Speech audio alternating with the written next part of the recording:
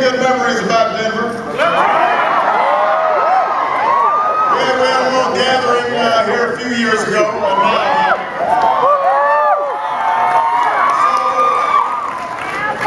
Coming here gets me fired up even when it's snowing outside.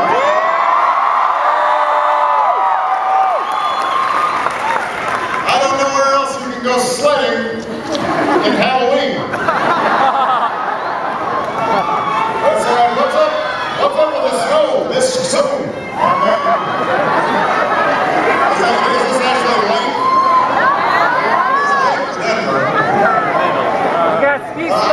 I want to start by thanking Mahala for the wonderful introduction and for sharing her story, which I know resonates with a lot of young people here. I want to thank your outstanding governors here, John Hickenlooper.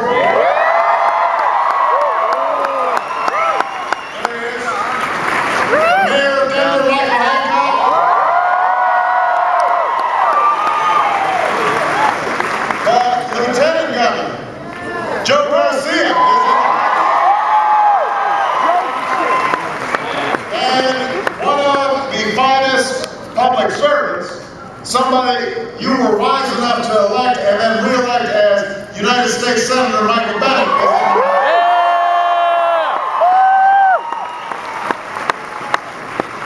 You guys do a good job when it comes to elected officials in Colorado. You have a good eye for talent.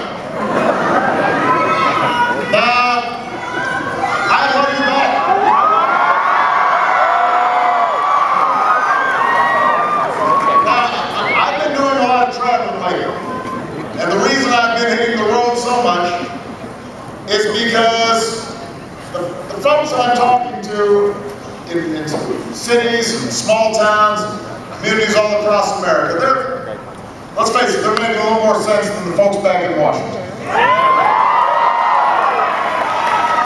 You know, here in Colorado, you've got folks who are spending months, some years, looking for work.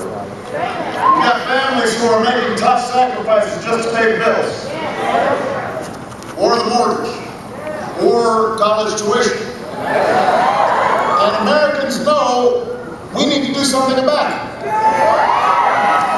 And I know this is especially hard for a lot of young people. You know, you guys came of age at a time of profound change. Globalization and technology have all made the world much more competitive. Although this offers unmatched opportunity. I mean, the way that the world is now linked up and synced up means that you can start a business that's global from your laptop. But it also means that we are going to have to adapt to these changes. And for decades, too many of our institutions, from Washington to Wall Street, failed to adapt. Or they adapted in ways that didn't work for ordinary folk, for middle-class families, for those aspiring to get into the middle class. We had an economy that was based more on consuming things and piling up debt than making things and creating value. We had a philosophy that said if we cut taxes for the very wealthiest and we got environmental regulations and we don't enforce labor regulations and somehow, you know, if we let Wall Street just write the rules, that somehow that was going to lead to prosperity, and instead what it did was culminate in the worst financial crisis and the deepest recession since the Great Depression. Now, for the last 3 years, we've worked to stabilize the economy, and we've made some progress. An economy that was shrinking is now growing, but too slowly. We've had private sector job growth, but it's been offset by layoffs, teachers, police, firefighters, and public sector. And we've still got a long way to go. And now, as you young people are getting ready to head out into the world, I know you're hearing stories from friends and classmates and siblings who are struggling to find work, and you're wondering what's in store for your future. And I know that can be scary.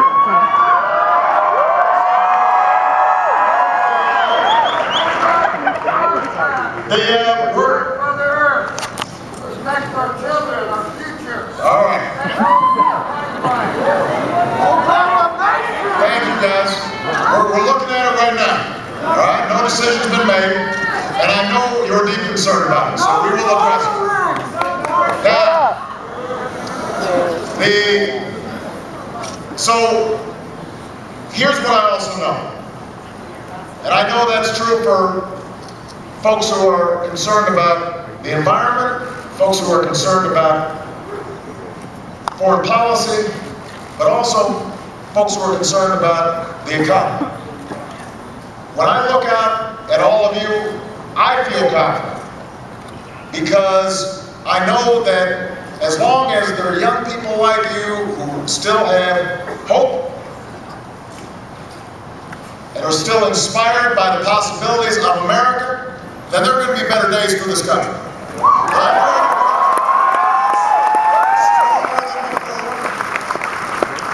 And when I wake up every single morning, what I'm thinking about is how do we create an America in which you have opportunity, in which anybody can make it if they try, no matter what they look like, no matter where they come from, no matter what race, what creed, what faith.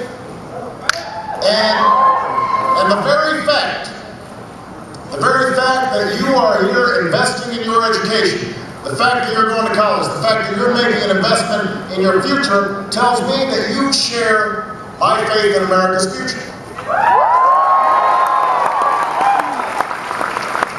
You inspire me, your hopes and your dreams and your opportunities. We need a dreamer! And so, the truth is, the economic problems we face today didn't happen overnight, they won't be solved overnight. The challenges we face on the environment or on getting comprehensive immigration reform done, on all these issues, we are going to keep on pushing. And it's going to take time to restore a sense of security for middle-class Americans. It's going to take time to rebuild an economy that works for everybody, not just those at the top.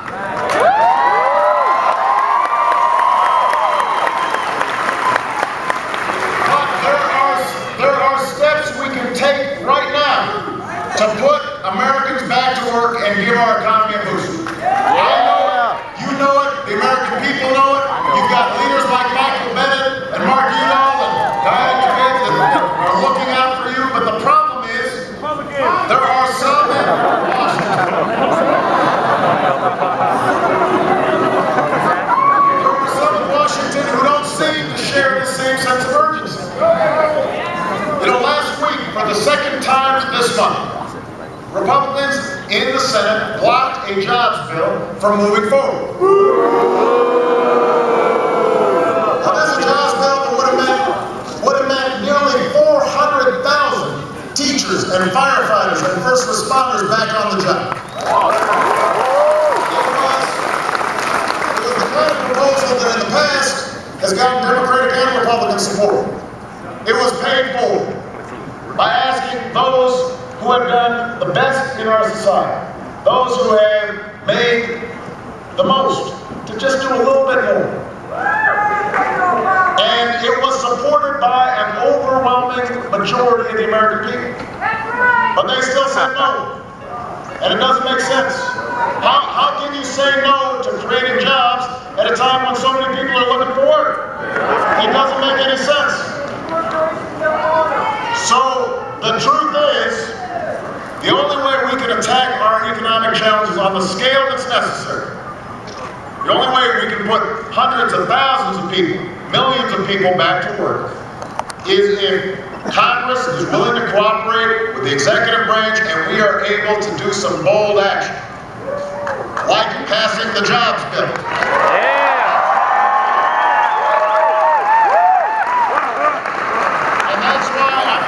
I'm going to keep forcing these senators to vote on common sense, paid-for jobs proposals.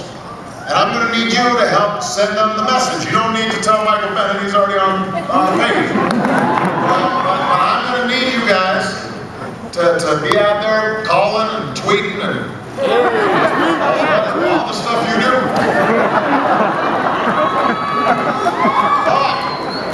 But listen, we're not going to wait though. We're not waiting for Congress.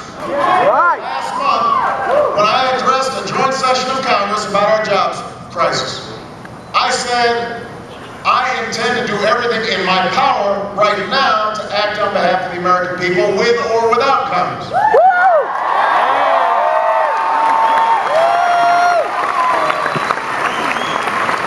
We can't wait for Congress to do its job.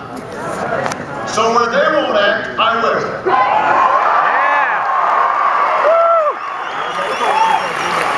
And that's why in recent weeks we've been taking a series of executive actions.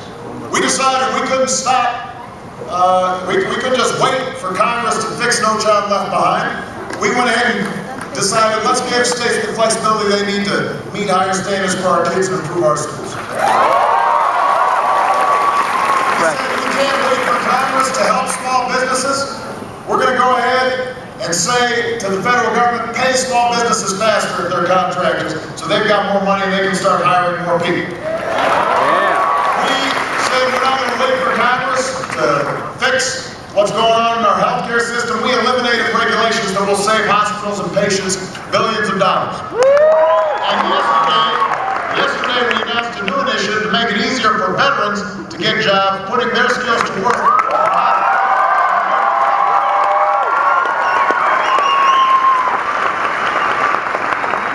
On Monday, we announced a new policy that will help families whose home values have fallen to refinance their mortgage and to save up to thousands of dollars a year.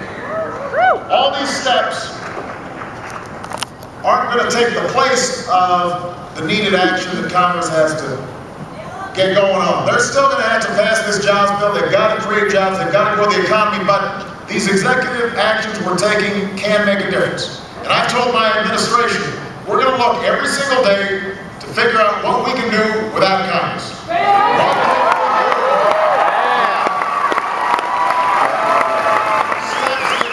Steps that can save you money and make government more efficient and responsive and help heal this economy. So we're going to be announcing these steps on a regular basis. And that's why I came to Denver today, to do something that will be especially important to all of you here at CU Denver and millions of students and former students all across America. I mentioned that we live in a global economy where businesses can set up shop anywhere where there's an internet connection. So we live in a time when over the next decade, 60% of new jobs will require more than a high school diploma. And other countries are hustling to out-educate us today, so they can out-compete us tomorrow. They want the jobs of the future. I want you to have those jobs.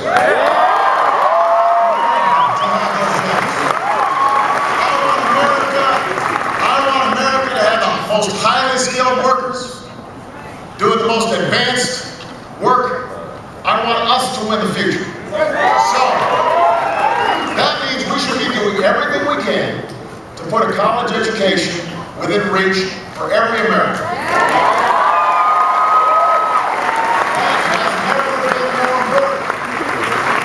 It's never been more important, but let's face it, it's also never been more expensive. There was a new report today, tuition gone up again, on average. Much faster than inflation, certainly much faster than wages and incomes. Over the past 3 decades, the cost of college has nearly tripled. And that is forcing students to take on more loans and rack up more debt. Last year, graduates who took out loans left college owing an average of $24,000. Student loan debt has now surpassed credit card debt for the first time ever. Now, living with that kind of debt means making some pretty tough choices when you're first starting out. It might mean putting off buying a house. It might mean you can't start a business idea that you got. It It may mean that you've got to wait longer to start a family. Or certainly, it means you're putting off saving for retirement because you're still paying off your student loans. And when a big chunk of every paycheck goes towards student loans instead of being spent on other things, that's not just tough for middle-class families, it's painful for the economy, and it's harmful to our recovery because that money's not going to help businesses grow. And let me say this is something Michelle and I know about firsthand. I've been in your shoes. We did not come from a wealthy family. I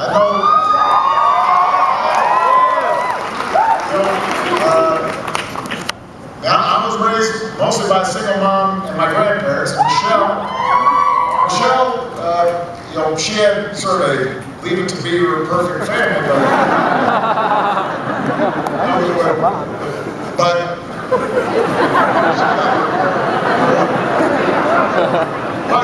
her dad was a blue collar worker. And her mom stayed at home, and then when she did go to work, she worked as a secretary. So our folks didn't have a lot of money. We didn't even own our own home. We rented most of the time that we were growing up.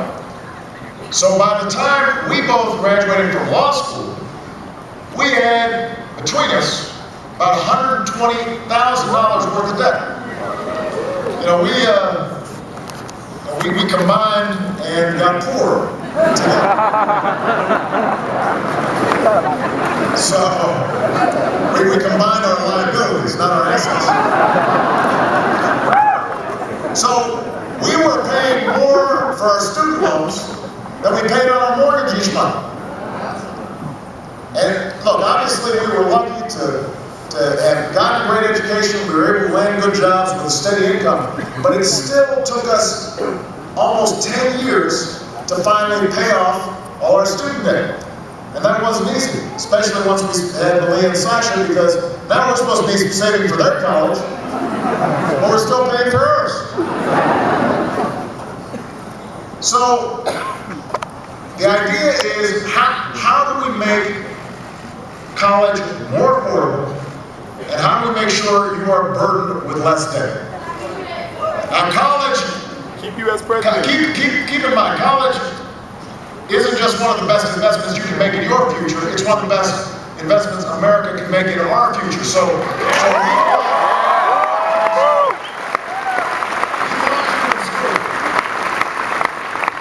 we should saddle you with debt when you're starting out. So that's why, since taking office, we've made it a priority to make college more affordable, reduce your student loan debt. Last year, we fought to eliminate these taxpayer subsidies that were going to big banks. They were serving as middlemen in the student loan program. Some of you may have heard about this. So even though the loans were guaranteed by the federal government, we were still paying banks billions of dollars to be pass-throughs for the student loan program. We said, well, that's not a good idea. That's not a good. Now, of course, there were some in Washington who opposed me on this. That's surprising. Shocking. So you had some Republicans in Congress who fought us tooth and nail to protect the status quo and to keep these tax dollars flowing to the big banks instead of going to middle-class families. One of them said changing it would be an outrage. The real outrage was letting banks keep these subsidies while students were working 3 jobs just to try to get by.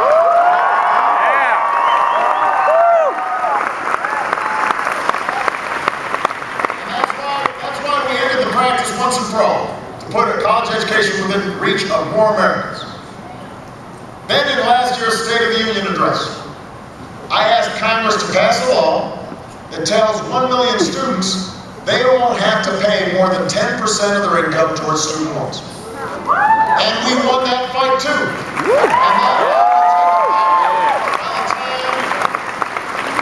And that law is scheduled to take effect by the time freshmen graduate. But we decided, let's see if we can do a little bit more. So today, I'm here to announce that we're going to speed things up.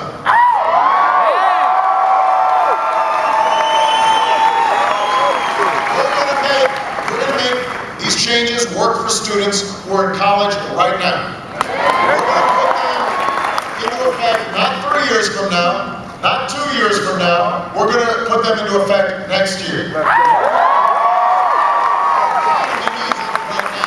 And your future could use a boost right now. So here's what this is going to mean. Because of this change, about 1.6 million Americans could see their payments go down by hundreds of dollars a month. And that includes some of the students who are here today. What we're also going to do is we're going to take steps to consolidate student loans so that instead of paying multiple payments to multiple lenders every month, and let me tell you, I remember this. I remember writing like 5 different checks to 5 different loan agencies, and if you lost one that month, you couldn't get all the bills together, you missed a payment, and then suddenly you were paying a penalty. We're going to make it easier for you to have one payment a month at a better interest rate. And this won't cost taxpayers a dime, but it will save you money and it will save you time. We want to start giving students a simple fact sheet. We're going to call it Know Before You Owe. Know Before You Owe. So you have all the information you need to make your own decisions about how to pay for college. And I promise you, I wish Michelle and I had that when we were in your shoes. So these changes will make a difference for millions of Americans. It will save you money. It will help more young people figure out how to afford college. It can put more money in your pocket once you graduate. And because you'll have some certainty, knowing that it's only a certain percentage of your income that is going to pay off your student loans, that means you will be more confident and comfortable to buy a house or save for retirement, and that will give our economy a boost at a time when it desperately needs it. So, this is not just important to our country right now, it's important to our country's future. When Michelle and I tuck our girls in at night, we think about how we are only where we are because somewhere down the line, somebody decided we're going to give everybody a chance. Doesn't matter if you're not born wealthy. Doesn't matter if your dad's disabled or doesn't own his own home. It doesn't matter if you're a single mom, have to take food stamps. You're still going to get a shot. You're still going to get an education. This country gave us a chance. And because of our parents and their generation worked and sacrificed, they passed on opportunity to us. And they didn't do it alone. It was something that we as a country did together. And now it is our turn. Because the dream of opportunity is what I want for you, and I want for my daughters, and I want them for your children, I want them for all young people, because no matter how tough times are, no matter how many obstacles stand in our way, we are going to make the dream that all Americans share real once again. And that starts right now.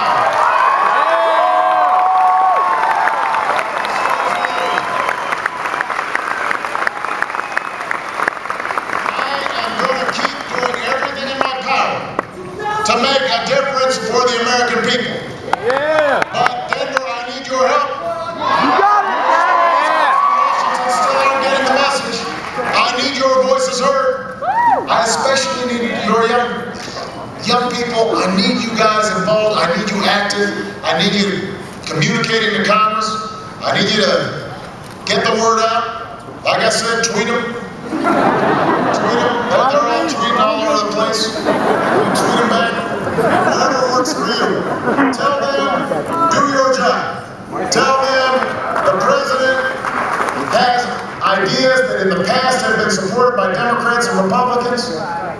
There's no reason not to support them just to play politics.